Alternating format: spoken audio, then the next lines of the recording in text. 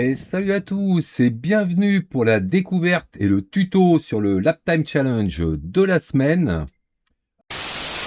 Bon, je vous fais une petite coupure rapide sur la vidéo. Je sais plus si je l'avais dit, mais je me suis fait une entorse et j'ai vraiment mal au poignet. Donc là, on est le soir, bien après la découverte. J'ai pas repris pour refaire un tour rapide comme je fais d'habitude avec mon compte principal. Donc j'ai quand même fait la découverte. Je vous invite à la regarder parce que si vous voulez me voir galérer, eh ben vous allez vous marrer. Derrière, j'ai quand même fait un tuto parce que pendant la découverte, j'ai obtenu l'or. Donc vous avez un tuto au moins sur le temps que j'ai fait qui correspond à peu près à l'or. Et pour ceux qui veulent mon fantôme, donc mon fantôme, il n'est pas sur mon compte habituel. Il est sur mon compte découverte. C'est le YT souligné Ice Gips, le YouTube Ice Gips. Mais non, c'est YouTube Ice One. Le mec, il connaît même pas son pseudo. Voilà, et vous avez quand même un chrono avec l'or. Rapidement, c'est un super défi. Il est hyper intéressant et ça me fait un petit peu les boules de ne pas pouvoir le faire. Et c'est pas dans les jours à venir que je vais le faire. Allez, je vous laisse reprendre avec la vidéo et surtout la découverte. Bon, j'espère que ça va le faire. J'ai pas essayé de piloter depuis, mais bon, avec la telle. Alors, je crois qu'avec ce que j'ai vu, ouais, fallait s'en douter. Fallait s'en douter. Bon, qu'est-ce que ça va donner? 963, c'est donc la Porsche. C'est donc la Porsche. Alors, la Porsche, c'est celle-là. Bon, quand il y a le choix comme ça de plusieurs voitures, très souvent, les meilleurs finissent par trouver quelle est la meilleure voiture. Et malgré la BOP, de toute façon, si vous voulez faire un chrono et obtenir l'or, un conseil, prenez la même queue. Je vais tout de suite aller prendre le fantôme du meilleur temps. Je vais baisser un peu le son. Et on va aller voir cette voiture. Alors, paramètres de la voiture. Course tendre. Eh ben, en plus, ça va accrocher.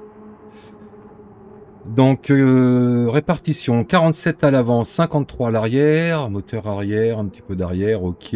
618 chevaux, 1 tonne.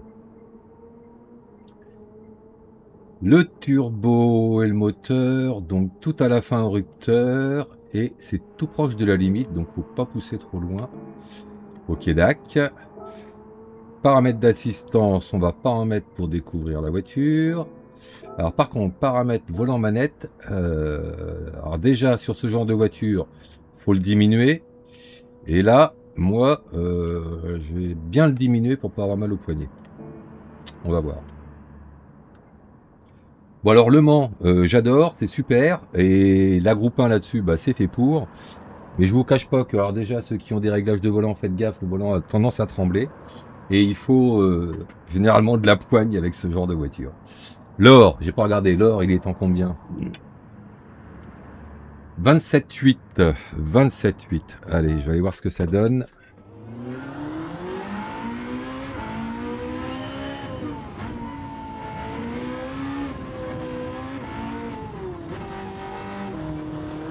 Ouais, ça va être la galère. Je vous le dis, ça va être la galère. Faut que je diminue. Faut que je diminue. Je vais mettre à 2. J'ai plus rien ressentir, hein, mais bon, tant pis.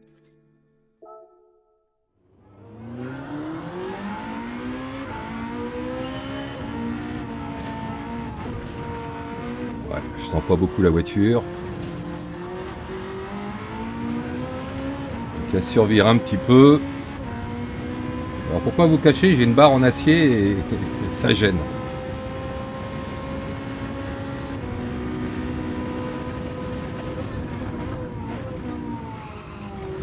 Oh, elle s'ouvre.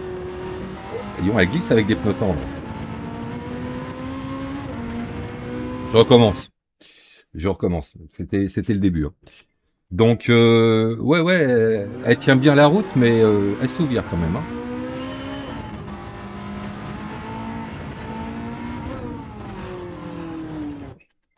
Hein.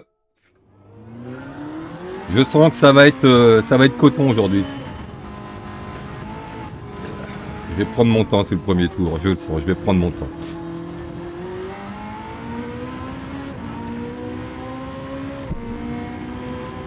Ah ouais, déjà vu comme il sort, ça se trouve il sort en 3.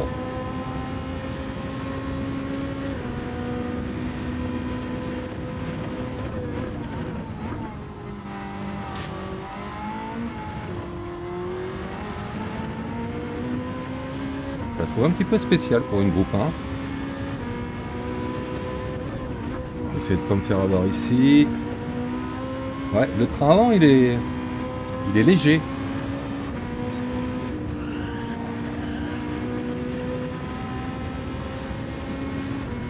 Le train avant est léger en fin de freinage, en entrée de courbe serrée. C'est étrange. Après, elle a l'air de vachement bien tenir la route. Je pense qu'elle doit survirer quand même un petit peu. Attention quand il n'y a pas le SCT, mais bon, oh là là.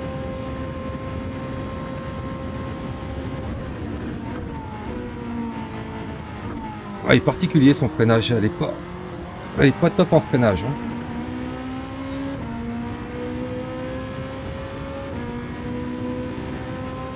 Bon, j'ai déjà oublié de combien était l'or, et puis de toute façon, je vais pas courir à l'or au premier tour. Hein.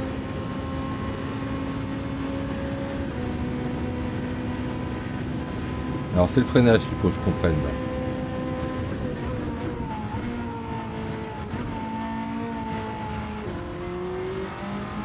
Ah, bizarre. Attention les pointillés que vous voyez là, ça doit être pareil maintenant, mais avant c'était une track limite, hein, même si c'est un pointillé. Je vais pas aller vérifier, hein, je vais pas flinguer le tour, mais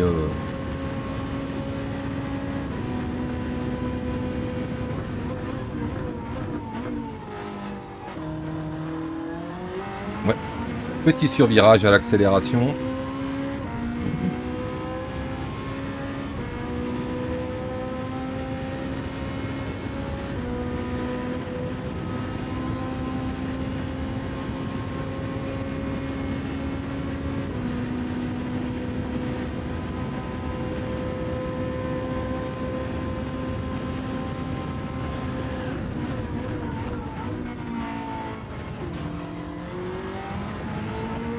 Oh, je perds du temps en sortie, moi.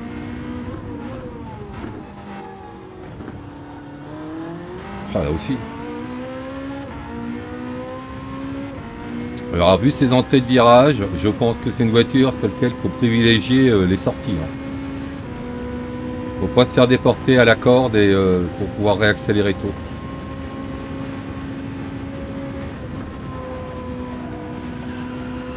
Bon, par contre, en virage rapide, elle tient pas trop mal.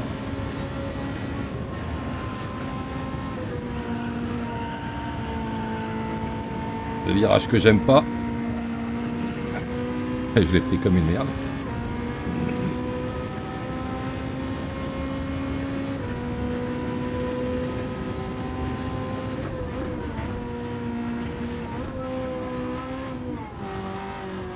Bon bah j'ai freiné trop là. J'ai freiné trop. Ah, je sais pas s'il faut sortir en 3 ou en 2. Bon, je me souviens plus du temps. Ça c'est pas l'or ça. Bon, je réessaye, j'ai fait un demi-tour. J'avais l'impression d'être en avance, parce que j'avais pas le delta, hein, comme j'avais remis à 0. Mais je m'en sortais beaucoup mieux que tout à l'heure. Et je me suis planté à la moitié du circuit. Voilà.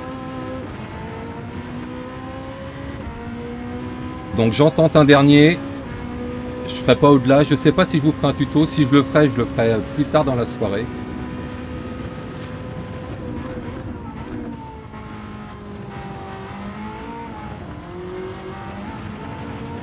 Ah, je galère. Déjà que c'est pas un lap time facile.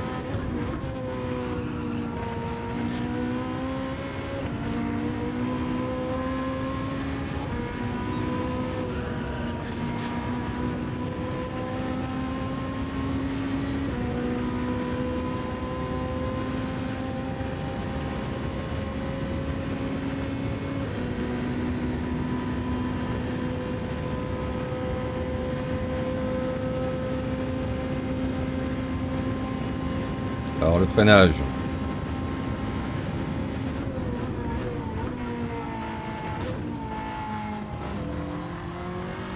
Ah, il sort large des tracks limites. Hein.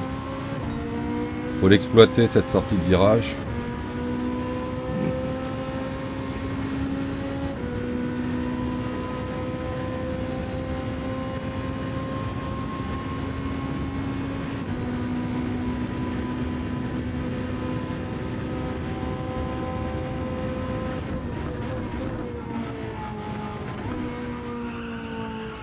Ah, le couillon, c'est celui-là que j'avais super bien passé tout à l'heure.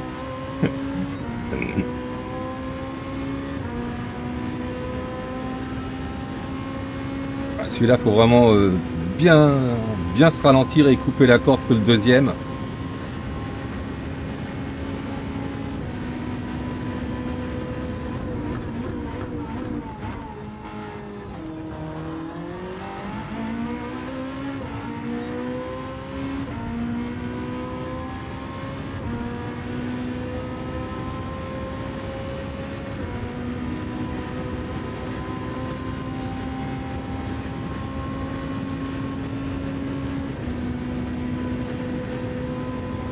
Allez, pousse-toi, tu me gênes. Tu me caches la vue.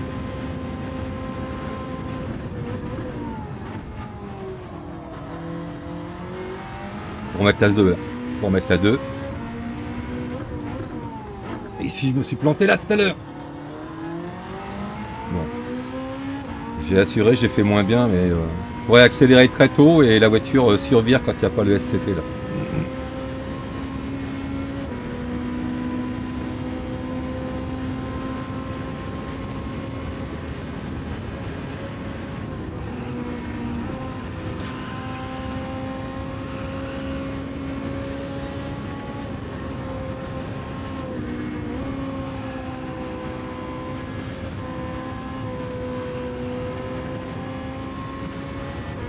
Peut-être bien en 5 hein, celui-là. 28,3.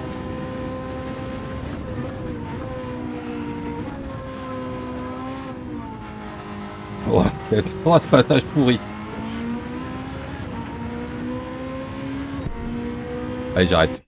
J'arrête. J'ai fait mieux, c'est bon. Donc, vous devez voir cette partie-là. Oui, j'enregistre toujours. Quitter.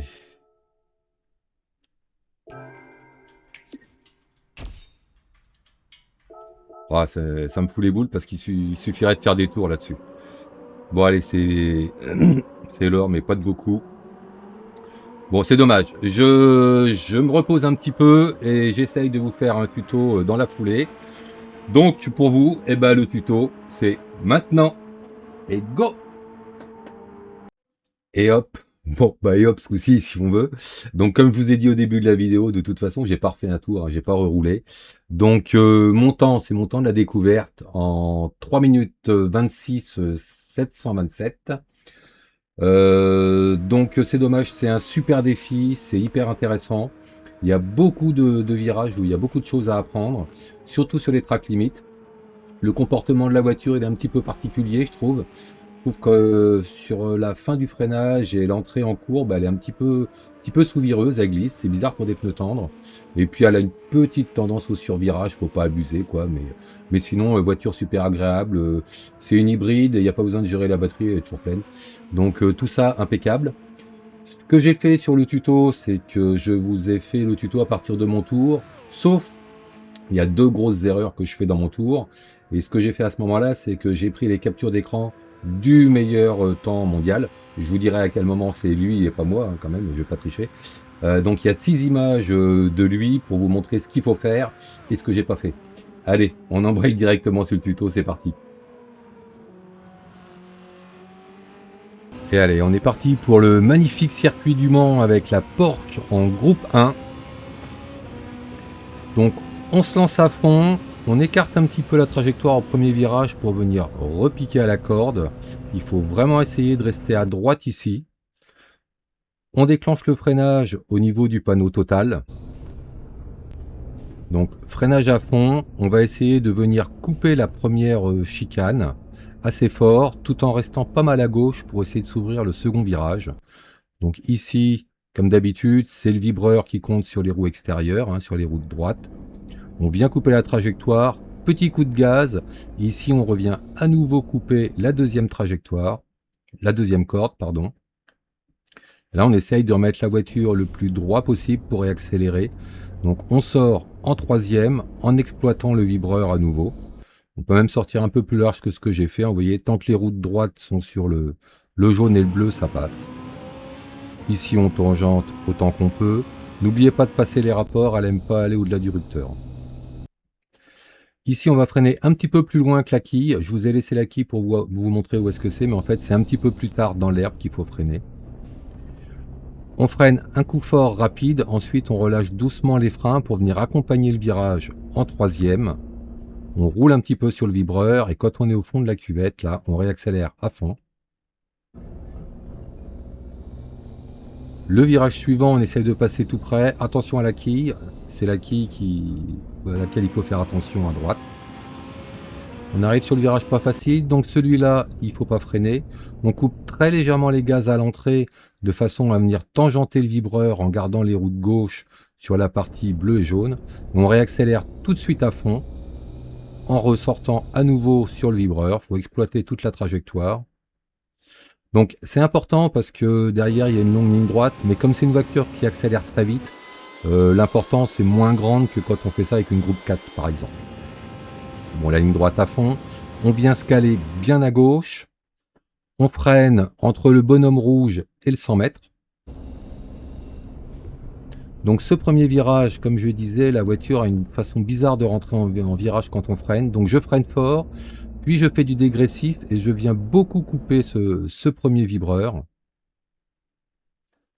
Il faut essayer de rester un petit peu à droite de façon à venir remettre la voiture droite et tangenter. Donc plus que ce que j'ai fait là. Là, vous pouvez vraiment rouler à l'intérieur du vibreur. La sortie est relativement large. Attention, il ne faut pas tenir compte de la ligne blanche. C'est le vibreur qui sert pour les track limits. Donc il faut que les roues de gauche soient sur le vibreur. On repart pour une ligne droite à fond la caisse. On arrive à fond de 7e, on se met bien à droite et on déclenche le freinage au 100 mètres, tout petit peu avant le 100 mètres. Freinage assez appuyé où en fait on vient couper la première corde avec un petit peu de dégressif, toujours pareil, elle n'aime pas trop rentrer sur les freins. On tangente pas mal ce premier virage et là c'est là que j'ai fait ma grosse erreur, donc je vais vous mettre le meilleur temps. Ici il faut venir couper beaucoup plus que ça le virage, il faut casser sa vitesse et venir vraiment passer à l'intérieur de la corde. Il faut faire juste attention à la quille et de garder les roues sur le vibreur. Sortie, même chose. Il faut exploiter le vibreur au maximum. Donc c'est à nouveau le meilleur temps qu'a fait ça. C'est ces roues de droite qui sont sur le vibreur et pas les roues de gauche comme moi. Ici on repart pour une petite ligne droite. Au bout de la ligne droite, on se met bien à gauche.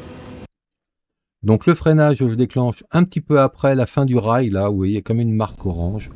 On freine en ligne droite de façon à s'écarter de la trajectoire pour venir sur la bande blanche, et même plus que ce que j'ai fait. On peut mettre la bande blanche au milieu de la voiture, ça pose pas de problème et ça ouvre bien la trajectoire. Ici on freine jusqu'en première, il faut bien couper le virage, attention juste aux petites quilles à l'intérieur. La sortie, on se met en seconde juste avant d'accélérer et on réaccélère à fond le plus tôt possible en écartant légèrement le volant.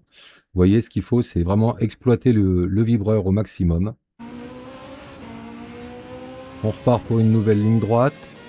Donc là, vous pouvez tangenter pas mal les vibreurs en les faisant passer entre les roues. Ici, moi, je me déporte bien à gauche et je reste à fond pour le premier virage. Et je viens freiner juste à la fin du vibreur. Donc on a encore un petit peu d'angle au volant, mais la voiture freine pas trop mal à cette vitesse-là, ça va bien. En fait, elle a de l'appui. On rétrograde jusqu'en troisième. Ici, un petit peu de dégressif pour l'accompagner, parce que dès qu'elle perd son appui, elle aime moins bien tourner avec les freins. Je réaccélère aux 3/4, puis à fond. Donc là, on peut exploiter aussi le vibreur. Au virage d'après, on vient bien se caler à gauche. Donc le freinage se fait un petit peu avant le panneau 50 mètres qui est caché là-haut. Il faut freiner un petit peu avant. N'hésitez pas à freiner tôt sur ce virage-là. Vous voyez, on ouvre la trajectoire, on vient tangenter la corde. Parce que ce qui compte, c'est pas trop le temps qu'on gagne au freinage, mais surtout le temps qu'on va gagner à la sortie. Et pour bien sortir, il faut que la voiture soit assez droite, ce qui permet de remettre les gaz à fond le plus tôt possible sans survirer. Sinon, on part en spin ici. Donc là, vous pouvez ouvrir la trajectoire en roulant sur le vibreur. Attention, il y a de l'herbe juste après, ça fait glisser la voiture. Ici, un petit bout à fond. on fait le moins de chemin possible et à la fin on va aller se caler à gauche. Donc ce virage là, il va falloir couper les gaz. Moi j'ai rétrogradé, j'ai vu que les meilleurs mondiaux restent en 6e. Je pense qu'ils repartent mieux avec le couple. Il n'y a pas de grosse différence, mais je pense que c'est mieux. Parce que vous voyez, je suis quasiment en rupteur ici, je perds un petit peu de temps. Quand on arrive sur cette partie là, je coupe un tout petit peu les gaz pour arriver à inscrire la voiture. Et sur la deuxième partie, attention de ne pas vous faire embarquer sur la gauche. Il faut essayer de tenir la corde. C'est une corde sur laquelle il faut longer le vibreur assez longtemps. Et surtout, rester bien à droite sur la sortie du virage. Ici, entre les panneaux RMC, c'est là qu'on va aller déclencher le virage. Donc il faut le déclencher avant qu'on le voit. On coupe très légèrement les gaz, on déclenche le virage. Et là, ça permet de venir le tangenter. Donc même chose, je vous ai mis le meilleur temps, il tangente beaucoup mieux que moi. Moi je l'ai pas tangenté du tout d'ailleurs. Donc celui-là il faut le tangenter assez fort, ce qui vous permet de remettre les gaz beaucoup plus tôt et de passer même la 5e à la sortie de la corde. Ici on vient se caler bien à droite, on freine au tout début de la pointe des deux lignes blanches en restant bien à droite. On freine fort au début puis on accompagne la voiture pour venir tangenter le premier virage, on tangente ensuite le deuxième. À nouveau, je vous ai mis le meilleur temps parce qu'il fait ça très bien. Vous voyez à quel point il exploite, il coupe complètement le virage. Ici, on revient en ouvrant la trajectoire pour le premier virage. Donc ce premier virage, il faut vraiment le couper fort, c'est important parce que c'est ce qui permet de positionner la voiture pour le deuxième, qui lui permettra de réaccélérer.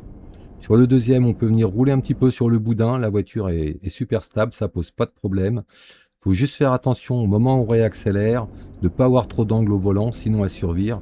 C'est un peu dommage au bout de 3 minutes 30 de survivre à cet endroit-là. Voilà. Et la sortie, toujours la même chose. On exploite au maximum les track limites. Il faut sortir à la limite du sable. Voilà. Bon, et 3 minutes 26. Je vous souhaite bon courage. Je l'ai pas refait. Mais je vous souhaite de vous amuser, c'est dommage, c'est un super défi. Allez, à la prochaine. Ciao!